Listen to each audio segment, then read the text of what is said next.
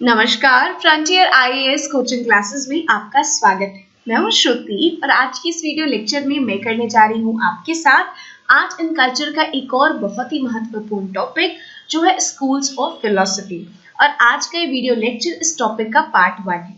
तो आइए हम लोग शुरुआत करते हैं और देखते हैं कि स्कूल्स ऑफ फिलॉसफी है क्या। तो सबसे पहले आपको ये पता होना चाहिए कि भारत का जो एंशिएंट लिटरेचर है उसमें एक लंबा ट्रेडिशन आपको देखने को मिलता है फिलॉसफीज का।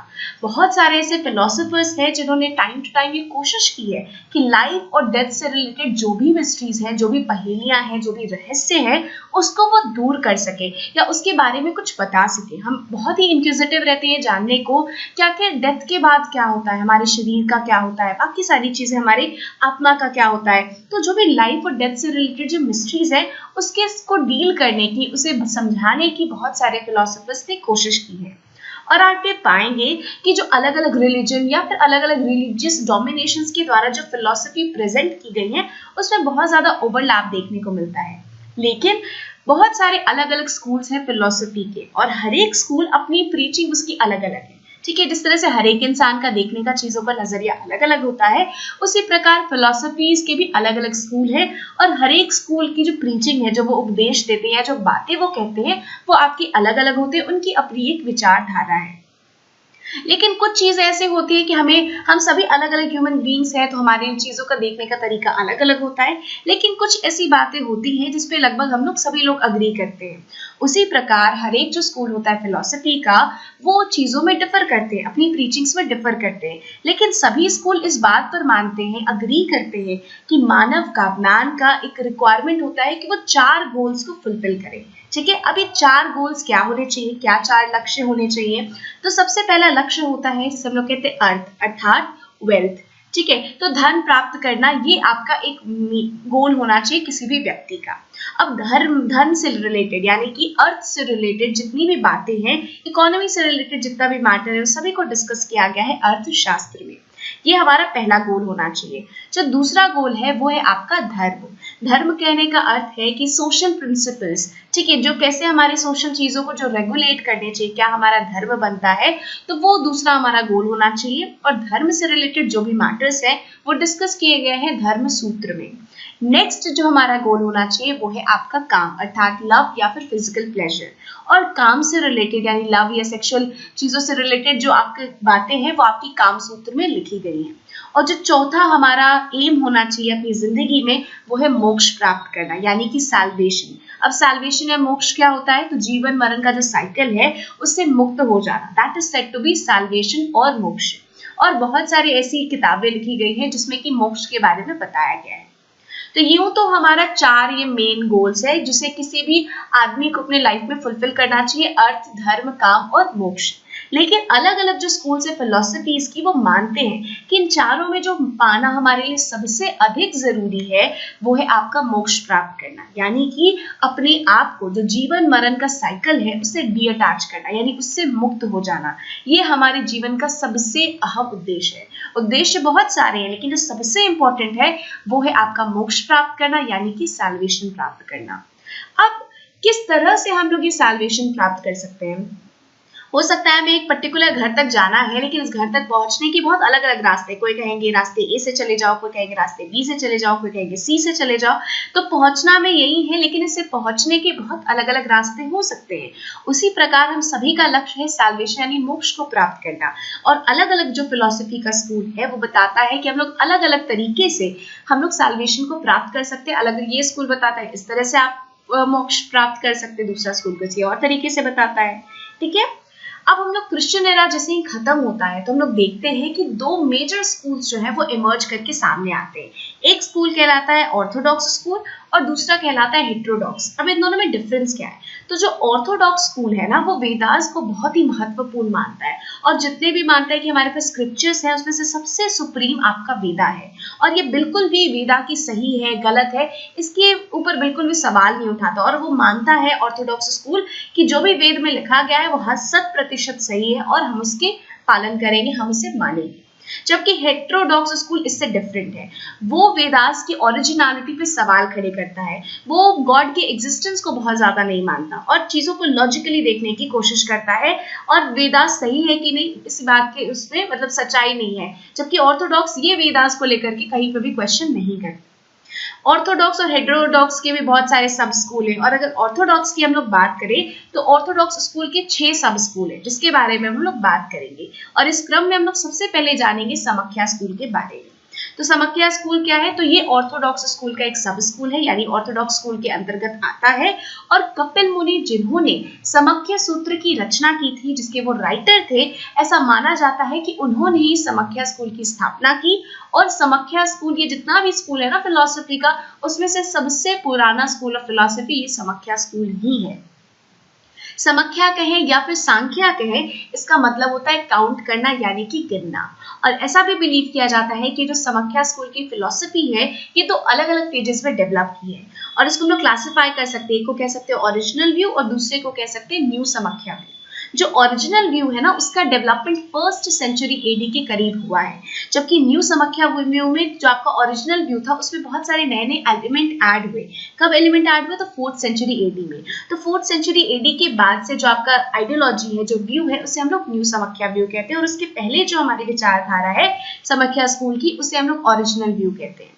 ओरिजिनल व्यू का ऐसा मानना है कि इस ब्रह्मांड, इस यूनिवर्स को क्रिएट करने के लिए किसी भी डिवाइन एजेंसी की जरूरत नहीं है। ठीक है, कोई बस हमारा नेचर से काम चल जाएगा और उससे हमारा यूनिवर्स क्रिएट हो जाएगा। लेकिन न्यू समाख्या व्यू क्या कहता है कि एक पुरुष या फिर स्पिरिट का होना जरूरी है अलोंग विद नेचर। नेचर तो चाहिए ही यूनिवर्स की क्रिएशन के लिए, लेकिन उसके साथ साथ एक दैवीय शक्ति, पुरुष, स्पिरिट, ये भी बहुत जरूरी है। तभी जाकर के हमारे ब्रह्मांड, हमारी सृष्टि का निर्माण हो पाएगा। जो ओरिजिनल व्यू था वो काफी ज्यादा रैशनल था, बहुत तार्किक था और साइंटिफिक था अपने अप्रोच में। जबकि जो न्यू समाख्या व्यू है वो स्पिरिचुअल ज्यादा है, वो डिवाइन चीजों पे ज्यादा बिलीव करता है। ठीक है, अगला डिफरेंस ये है कि जो न्यू व्यू है वो मानता है कि नेचर और स्पिरिचुअल एलिमेंट्स वो दोनों के दोनों ही रिस्पॉन्सिबल है इस यूनिवर्स के क्रिएशन के लिए। जबकि जो हमारा ओरिजिनल व्यू है वो ये मानता है कि नहीं, सिर्फ और सिर्फ प्रकृति जरूरी है और वही इस वर्ल्ड के क्रिएशन के लिए रिस्पॉन्सिबल है, स्पिरिचुअल एलिमेंट्स का कोई रोल नहीं है। ऐसा ओरिजिनल व्यू का मानना था और इसीलिए लोग ओरिजिनल व्यू को काफी ज्यादा मटेरियलिस्टिक कंसिडर करते हैं, जबकि जो न्यू समाख्या व्यू है उसे हम लोग स्पिरिचुअल कंसिडर करते हैं। और ये एक ब्रॉड अंतर है इन दोनों ही के बीच में। लेकिन ये बात है कि ये जो ओल्ड व्यू हो चाहे न्यू व्यू हो, ये दोनों के दोनों इस बात पे बिलीव करते हैं कि जो सैल्वेशन है, जो मुक्ति है, वो हमें तभी हासिल हो पाएगा अगर हम लोग नॉलेज एक्वायर करते हैं। अगर हमें ज्ञान की प्राप्ति होती है तब जाकर हमें मोक्ष की प्राप्ति होगी, तब जाके हम लोग सैल्वेशन अटेन कर पाएंगे। ये स्कूल बिलीव करता है कि जो सोल यानी कि आत्मा और मैटर, ये दोनों दो अलग अलग एंटिटी हैं, यानी कि सेपरेट एंटिटीज है। ये दोनों आपस में जुड़े हुए नहीं है और यही जो मानना है कि दो अलग अलग एंटिटीज है, इसे हम लोग द्वैतावाद कहते हैं या फिर डुअलिज्म कहते हैं। और यही जो आपका रियल नॉलेज है, इसका कंसेप्ट यही पे लाई करता है। अब ऐसा बिलीव किया जाता है समाख्या स्कूल के तहत कि जो रियल नॉलेज है वो 3 तरीके से हम लोग हासिल कर सकते हैं। पहला, अनुमान। हम लोग कहते हैं ना किसी चीज का अनुमान लगाए कि हाँ क्या हो सकता है, इन्फरेंस करके, कुछ इंटरफेरेंस नहीं, इन्फरेंस करके। दूसरा है प्रत्यक्ष, कुछ ही को देख करके, ऑब्जर्व करके हम लोग नॉलेज हासिल कर सकते हैं। नेक्स्ट है आपका शब्द या फिर हियरिंग, सुन करके कुछ बोला जा रहा है तब हम लोग नॉलेज हासिल कर सकते हैं। तो अनुमान, प्रत्यक्ष और शब्द, ये 3 ऐसी चीजें हैं जिसके जरिए हम लोग जो रियल नॉलेज है ना उसको एक्वायर कर सकते हैं। इस स्कूल में ज्यादा जोर दिया जाता है आपके साइंटिफिक सिस्टम ऑफ इंक्वायरी के ऊपर और ऐसा आर्ग्यू किया जाता है कि जो पुरुष और प्रकृति है, ये दोनों ही रियलिटी, जो वास्तविकता है, इसका आधार पुरुष और प्रकृति है और ये दोनों के दोनों, पुरुष और प्रकृति, ये दोनों एक दूसरे से इंडिपेंडेंट है, यानी इन दोनों का आपस में किसी भी प्रकार का कोई रिलेशन नहीं है। ठीक है, और पुरुष, ऐसा माना जाता है कि जो मेल की क्वालिटीज हैं वो आपकी पुरुष की क्वालिटी है और जो प्रकृति है उसमें आपकी विमेन की क्वालिटीज, विमेन के गुण हमें देखने को मिलते हैं, जैसे मूवमेंट हो गया, थॉट, ट्रांसफॉर्मेशन। जो विमेन के एट्रीब्यूट्स है वो प्रकृति के साथ जुड़े हैं, जबकि एक मेल का एट्रीब्यूट वो आपका पुरुष के साथ जुड़ा है। तो ये था हमारा सबसे पहला ऑर्थोडॉक्स स्कूल का सब स्कूल, जो कि था समाख्या स्कूल। अब हम लोग बात करेंगे योग स्कूल की। ठीक है।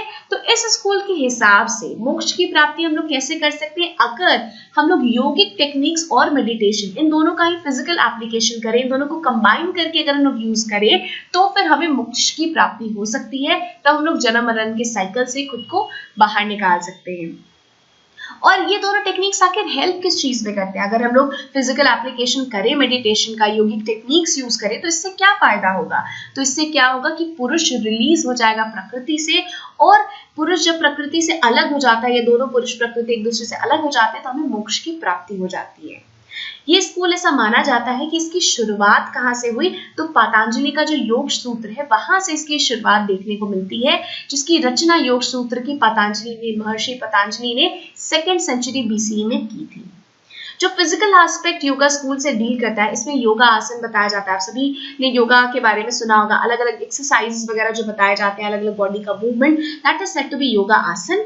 और प्राणायाम में क्या है, तो बहुत सारी जो ब्रीदिंग एक्सरसाइजेस हमें सिखाए जाते हैं योग के अंतर्गत, उसे हम लोग प्राणायाम कहते हैं, ठीक है। और योगा स्कूल का मानना है कि मुक्ति या फिर फ्रीडम अचीव करने के बहुत सारे तरीके हैं, बहुत सारे ऐसे रास्ते हैं जिसके जरिए हम लोग मुक्ति या फिर फ्रीडम को अचीव कर सकते हैं, ठीक है। अब वो कौन कौन से रास्ते हैं, तो पहला जो रास्ता है वो है आपका यम। यम का मतलब होता है सेल्फ कंट्रोल को प्रैक्टिस करना। जैसे कई बार हमारा मन होगा कि नहीं हमें बहुत मीठा खाना है, लेकिन हमको पता है कि मीठा खाना अच्छा नहीं है, तो अपने ऊपर कंट्रोल करने की प्रैक्टिस करना, सेल्फ कंट्रोल होना, इसे हम लोग यम कहते हैं। ये एक रास्ता है जिसके जरिए हम लोग फ्रीडम पा सकते हैं। दूसरा है आपका प्रत्याहार। प्रत्याहार का मतलब होता है किसी ऑब्जेक्ट को, किसी पर्टिकुलर वस्तु का चयन करना है। तीसरा है नियम। नियम कहने का अर्थ कि हमारा जो जीवन है वो एक सर्टेन रूल्स होंगे जिसके आधार पर हमारा जीवन, उसी पे हम लोग चलेंगे, ठीक है। नेक्स्ट है आपका धारणा। इसका मतलब होता है किसी एक पर्टिकुलर ऑब्जेक्ट पे अपने दिमाग को फिक्स कर लेना कि हाँ ये पर्टिकुलर ऑब्जेक्ट है। समाधि में क्या होता है कि हमारा जो माइंड और ऑब्जेक्ट है वो मर्ज कर जाता है और हमारा अस्तित्व जो है, हम लोग स्वयं का विघटन करते हैं, खुद को डिसॉल्व करते हैं।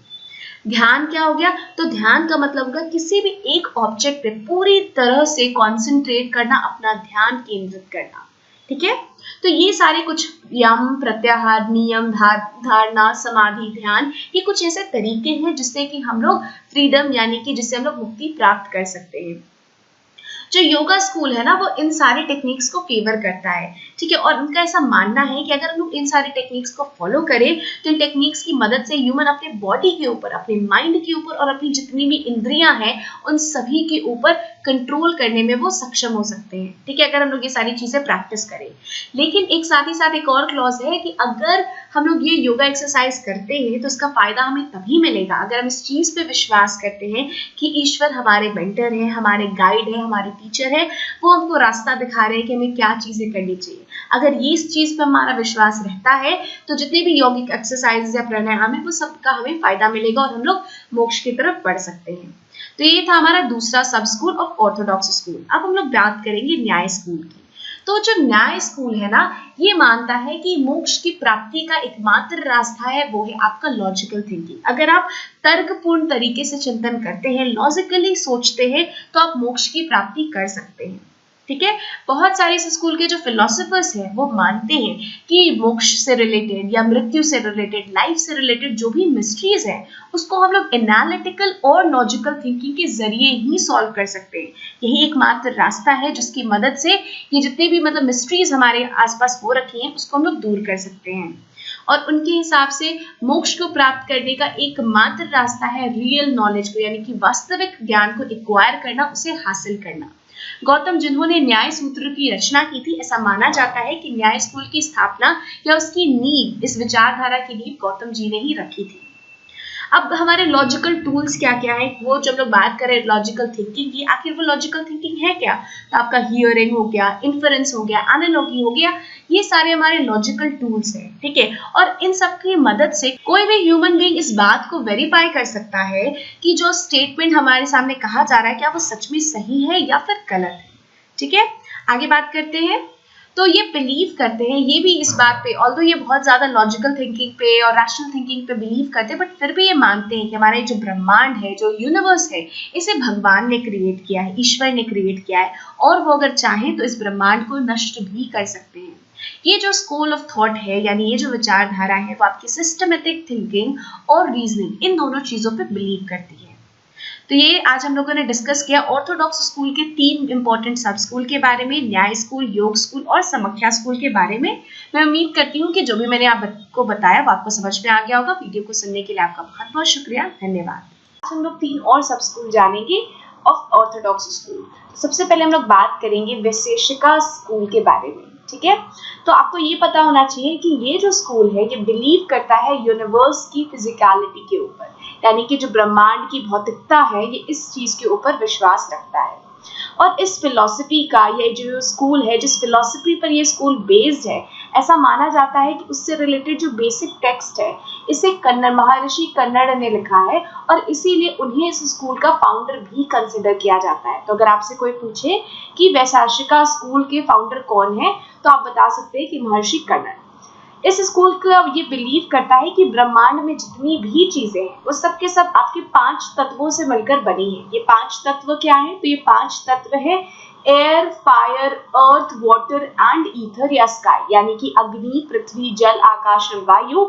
इन 5 चीजों से मिलकर के इस ब्रह्मांड का निर्माण हुआ है।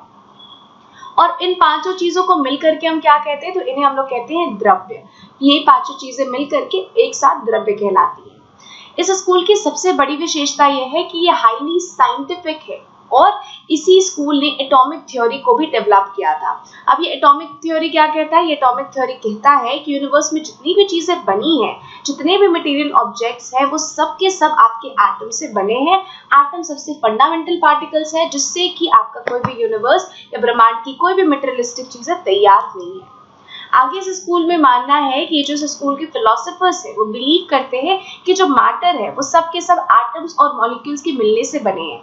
मॉलिक्यूल्स कैसे बनता है? तो बहुत सारे एटम्स जब आपस में कंबाइन करते हैं तो मॉलिक्यूल्स का निर्माण होता है और इन्हीं एटम्स और मॉलिक्यूल्स से मिल करके वो मैटर तैयार होता है जिसको कि हम लोग टच कर सकते हैं, देख सकते हैं, ऑब्जर्व कर सकते हैं, ठीक है। इसी स्कूल ने, अगर हम लोग इंडियन सब कॉन्टिनेंट में कहें कि फिजिक्स की शुरुआत कहाँ से देखने को मिलती है, तो ये जो वैशेषिका स्कूल है इसी ने फाउंडेशन रखा था इंडियन सब कॉन्टिनेंट में फिजिक्स को लेकर के। फिजिक्स की शुरुआत यहीं से देखने को मिलती है। इसके अलावा इस यूनिवर्स की फॉर्मेशन का जो मैकेनिकल प्रोसेस है इसको भी प्रोपाउंड करने का क्रेडिट इसी स्कूल को जाता है। इवन दो मैंने आपको बताया कि काफी ज्यादा साइंटिफिक है अपने अप्रोच में, लेकिन फिर भी इस स्कूल के जो फिलोसोफर्स हैं या जो फॉलोअर्स हैं वो भगवान पर बिलीव करते हैं। ऐसा नहीं है कि साइंटिफिक हैं इसके कारण भगवान पर विश्वास नहीं रखते, नहीं, ये ईश्वर पर भी विश्वास रखते हैं। इसके अलावा ये इस बात पर भी विश्वास रखते हैं कि यूनिवर्स जो है वो आपके कर्म के सिद्धांत के ऊपर काम कर रही है, यानी कि हमारे साथ क्या कुछ होगा, क्या कुछ होने वाला है, सब कुछ इस बात पर डिपेंड करता है कि हमारे एक्शंस, हमारे कर्म कैसे हैं, ठीक है। तो ये लॉ ऑफ कर्मास पे बिलीव करती है। इसके अलावा इनका ये भी मानना है कि ह्यूमन बीइंग्स यानी मनुष्यों को उनके कर्म के हिसाब से, अगर आप अच्छे काम करते हैं तो आपको रिवॉर्ड किया जाता है, आपको उसका बेहतर फल मिलता है, और अगर आप कोई बुरा कर्म करते हैं तो आपको उसके लिए पनिश किया जाता है, यानी आपकी एक्शंस के बेसिस पे आपको रिवॉर्ड या फिर पनिश किया जाता है। इसके अलावा आप अच्छे काम करते हैं तो आपको स्वर्ग मिलता है, और अगर आप बुरे काम करते हैं तो फिर आप नरक में जाते हैं। तो भगवान ये डिसाइड करते हैं कि जो भी आपने कर्म किए, कितने अच्छे कर्म किए, कितने आपके मेरिट थी और क्या डिमेरिट, और उसके हिसाब से आपको या तो स्वर्ग मिलता है या फिर आपको नरक मिलता है। इस सब के अलावा वो फिलोसोफर्स जो इस स्कूल के थे वो आपके सैल्वेशन यानी मोक्ष पे भी बिलीव करते थे, और ये मानते थे कि ये जो यूनिवर्स का क्रिएशन या डिस्ट्रक्शन है ये आपका एक साइक्लिक प्रोसेस है, यानी यूनिवर्स क्रिएट होगा, फिर खत्म होगा, फिर क्रिएट होगा, फिर खत्म होगा, और ये साइक्लिक प्रोसेस ये लगातार होते रहेगा। और ये कब क्रिएट होगा, कब डिस्ट्रॉय होगा, इस सब के सब कौन डिसाइड करते हैं? तो ईश्वर डिसाइड करते हैं, भगवान डिसाइड करते हैं। तो ये सारी कुछ बातें थी जो मैंने आपसे की अबाउट वैशेषिका स्कूल के बारे में, जो कि एक सब स्कूल है ऑर्थोडॉक्स स्कूल का। अब हम लोग बात करेंगे मीमांसा स्कूल की। तो सबसे पहले जानते हैं कि मीमांसा शब्द का मतलब क्या होता है। तो इसका वास्तविक अर्थ होता है art of interpretation, reasoning and application, यानी कि आपकी मतलब तर्कपूर्ण किसी चीजों को देखना, चिंतन करना, अनुप्रयोग करना, ठीक है। क्या चीजें हो रही हैं उसका कहाँ पे आप उपयोग कर सकते हैं, उसकी रीजनिंग, उसके पीछे की क्या है, उसका इंटरप्रिटेशन करना, इन सभी का मतलब होता है। तो ये सारी चीजें मतलब होती है मीमांसा, ठीक है। अब ये जो स्कूल है ना वो वेदास की जो पार्ट है, ब्रह्मणा और संहिता, जो मैंने आपको लिटरेचर के बारे में बताया था वेदास के बारे में, तो उसमें आपको ब्रह्मणा और संहिता इन सब के बारे में मैंने आपको बताया था। तो ब्रह्मणा और संहिता ये दोनों की दोनों पार्ट है वेदास के, और इस स्कूल में इन्हीं ब्रह्मणा और संहिता इनको एनालाइज किया जाता है, इसके बारे में अच्छे से विश्लेषण इनका किया जाता है। और ऐसा इसलिए क्योंकि ये बिलीव करते हैं, इस स्कूल के जो फिलोसोफर्स है, जो फॉलोअर्स है, वो इस बात पे बिलीव करते हैं कि जो वेदास है उसमें आपका इटर्नल ट्रुथ होता है, यानी जो अनंत सच्चाई है वो वेदास में होती है। और जितनी भी तरह की नॉलेज है, जितनी भी तरह की आपका ज्ञान है, वो सब के सब आपको वेद में मिल जाएंगे। इस स्कूल का मानना है कि एक व्यक्ति को अपनी जितनी भी ड्यूटीज वेदास में लिखी गई है कि ये सारी ड्यूटीज एक आदमी के, एक मनुष्य के होते हैं, तो एक आदमी को चाहिए कि जितनी भी ड्यूटीज लिखी गई है वेदास में वो सारी अपनी ड्यूटीज को फुलफिल करे। अगर वो चाहता है कि उसे मोक्ष की प्राप्ति हो, अगर वो मरने के बाद स्वर्ग जाना चाहता है, अगर वो रिलीजियस मेरिट हासिल करना चाहता है, तो जो भी कुछ वेदास में लिखा गया है वो सारी ड्यूटीज उसे फुलफिल करनी चाहिए। अब इस फिलॉसफी में, मीमांसा स्कूल की जो फिलॉसफी है उसके बारे में और डिटेल्स हमें कहाँ मिलता है, तो जैमिनी के जो सूत्र हैं और वो जो टेक्स्ट है ना, उसमें आपको इस स्कूल की फिलॉसफी के बारे में और अधिक जानने को मिलता है। इस टेक्स्ट को, जो जैमिनी का सूत्र है, इसे कंपोज किया गया था 3rd सेंचुरी BCE में। और इस फिलॉसफी में जो फर्दर डेवलपमेंट आपको देखने को मिलता है वो डेवलपमेंट मिलता है कुमारिल भट्ट और सबर स्वामी के द्वारा। इन्होंने और इस फिलॉसफी में चीजें ऐड की हैं। इस स्कूल का ये भी मानना है कि जो सैल्वेशन है, यानी अगर हम लोग मोक्ष प्राप्त करना चाहते हैं तो हम लोग मोक्ष को हासिल कर सकते हैं अगर हम लोग अलग अलग तरह के रिचुअल्स को परफॉर्म करें। ठीक है, अलग अलग तरह के अनुष्ठान जो भी आपके वेदास में दे रखे हैं, अगर हम लोग उसको सही से परफॉर्म करते हैं तो फिर हम लोग मोक्ष की प्राप्ति कर सकते हैं। लेकिन उन अनुष्ठानों को पूरा करने से पहले, उसे परफॉर्म करने से पहले उन अनुष्ठानों के बारे में समझना बहुत जरूरी है। It is also necessary for the human beings to understand the Vedic rituals. जब तक हम लोग चीजों को अच्छे से समझेंगे नहीं, तब तक हम लोग प्रॉपर्ली कर नहीं पाएंगे। तो अगर हम लोग इन अनुष्ठानों को अच्छे से करना चाहते हैं तो इन्हें समझना बहुत जरूरी है। और हम लोग कैसा कर्म करते हैं उसके हिसाब से हमारी जो मेरिट क्या है, हमारी डिमेरिट क्या है, उसके हिसाब से डिसाइड होता है कि एक व्यक्ति को स्वर्ग मिलेगा कि नहीं, स्वर्ग का वो जो भोग है वो उठा पाएंगे या फिर नहीं। ये हमारे कर्म के द्वारा ही डिसाइड होता है। इसके अलावा इनका ये भी बिलीव है कि हम लोग अगर चाहे तो जीवन मरण का ये जो चक्र है उससे खुद को आजाद कर सकते हैं और मोक्ष की प्राप्ति कर सकते हैं। और पूरा इस स्कूल का जो मेन फोकस है ना, वो किसके ऊपर है, तो वेदास की जो अनुष्ठानिक भाग है ना, यानी जो रिचुअलिस्टिक पार्ट है, उस पे मीमांसा स्कूल का बहुत ज्यादा फोकस है। और इसका मानना है कि अगर हम लोग सही से वेदों में लिखे जो अनुष्ठान है उसको अगर हम लोग पूरा करते हैं, उसे समझ पाते हैं, तो हम लोग मोक्ष की प्राप्ति कर सकते हैं, हम लोग सैल्वेशन को प्राप्त कर सकते हैं। लेकिन ये बात भी सही है कि ये जो भी रिचुअल्स है, मेंशन है वेदास में, उसको समझ पाना एक आम आदमी के लिए बहुत मुश्किल का काम है। और इस वेदास की जो रिचुअल्स है इसको प्रॉपर्ली समझने के लिए जरूरी है कि हम जो पुजारी है, जो पृष्ठ है, पुरोहित है, उनकी सहायता लें। और यही जो है ना कि लोग चाहते हैं मोक्ष की प्राप्ति करना, और मोक्ष में प्राप्त करने के लिए हमें वैदिक रिचुअल्स परफॉर्म करने होंगे। अब ये रिचुअल्स की मीनिंग समझने के लिए चूंकि हम लोग को पृष्ठ की जरूरत होती है, तो ब्राह्मण्स इसका फायदा उठाते हैं और वो पूरी सोसाइटी को इसका इस्तेमाल करते हैं। मीमांसा स्कूल की जो फिलॉसफी है कि रिचुअलिस्टिक पार्ट फॉलो करना चाहिए, इसको एडवांटेज उठा करके ये पूरे सोसाइटी को डोमिनेट करते हैं। तो ये सारी आइडियोलॉजी थी मीमांसा स्कूल। अब हम लोग बात करते हैं छठे और आखिरी सब स्कूल की ऑफ ऑर्थोडॉक्स स्कूल, जो है वेदांता स्कूल। तो सबसे पहले समझते हैं कि जो वेदांता शब्द है इसका मतलब क्या होता है। तो वेदांता दो से बना है, वेद प्लस अंत। तो वेदों का जो अंत होता है वो आपका वेदांता कहलाता है। और मैंने आपको पहले भी बताया है कि उपनिषद वेदों के अंत में होते हैं, इसीलिए उन्हें ही हम लोग वेदांता कहते हैं।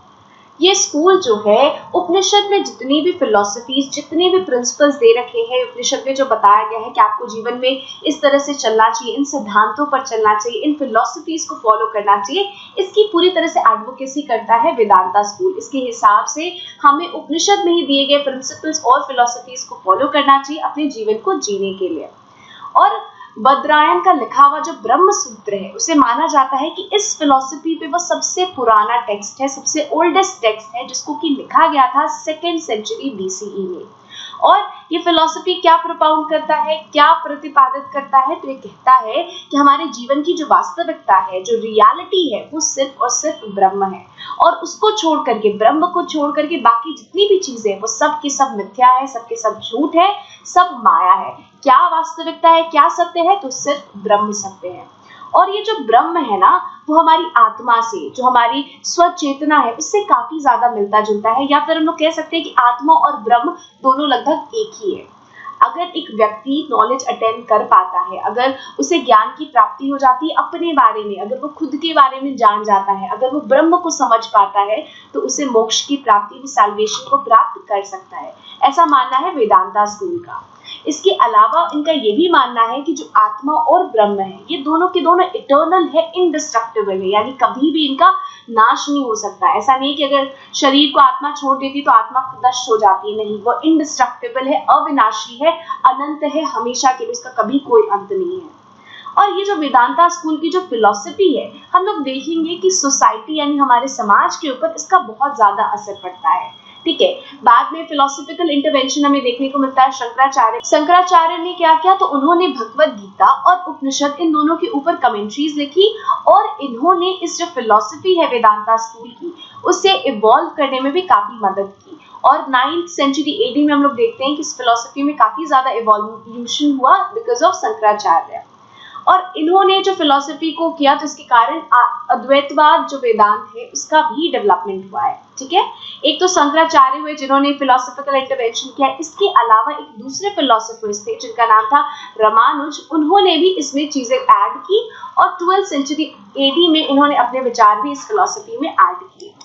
अब डिफरेंस क्या था, आखिर शंकराचार्य और रामानुजन इनके विचारों में बेसिक डिफरेंस क्या था? तो शंकराचार्य का मानना था कि जो ब्रह्म है वो आपके, उसमें कोई गुण नहीं है, वो बिल्कुल निर्गुण है। जबकि रामानुज का विचार ये था, उनका मानना ये था कि ब्रह्म के पास भी कुछ गुण होते हैं, वो निर्गुण नहीं होते। शंकराचार्य का मानना था कि ज्ञान जो है, नॉलेज अटेन करना, यही एकमात्र रास्ता है जिसके जरिए हम लोग मोक्ष की प्राप्ति कर सकते हैं। जबकि रामानुज का मानना था कि नहीं, मतलब ये कोई जरूरी नहीं है, हम लोग अगर श्रद्धा से, जिसपे हम विश्वास रखते हैं, उसको प्यार करें और अच्छे से भक्ति को प्रैक्टिस करते हैं, तो वो सबसे अच्छा मार्ग है सैल्वेशन यानी कि मोक्ष की प्राप्ति का। शंकराचार्य ज्ञान को मानते थे कि वो मोक्ष प्राप्ति का एकमात्र रास्ता है, जबकि इनका मानना था कि डिवोशन को प्रैक्टिस करना, अपने जिसपे आप विश्वास रखते हो उसे लव करना, ये आपका बेस्ट तरीका है सैल्वेशन मोक्ष की प्राप्ति का। वेदांता थ्योरी को हम लोग देखते हैं कि जो कर्मा की जो थ्योरी है उसे क्रेडिटेंस देने का यानी उसे विश्वसनीयता प्रदान करने में भी इस वेदांता थ्योरी ने काफी ज्यादा मदद की है। आप अक्सर सुनते होंगे कि बहुत सारे फिलोसोफर्स जो है वो बिलीव करते हैं पुनर्जन्म में, बहुत सारे हमारे आसपास सोसाइटी में कि हमारा पुनर्जन्म होता है, मरने के बाद दोबारा जन्म।